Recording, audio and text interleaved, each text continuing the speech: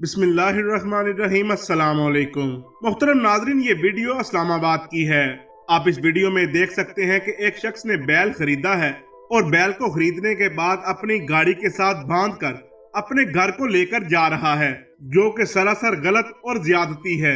ये चंद रुपए बचाने के लिए बैल को शदीद गर्मी में गाड़ी के पीछे बांधकर घर की तरफ लेकर जा रहा है, क्योंकि आप लोग जानते हैं कि कुर्बानी करीब आ चुकी है।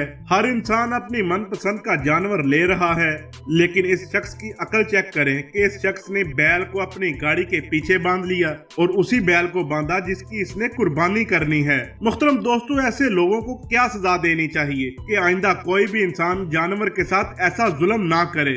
अपनी राय का इजहार कमेंट्स में जरूर कीजिएगा। अब तक के लिए इतना ही, मिलते हैं किसी अगली वीडियो में। तब तक के लिए अल्लाह हाफिज।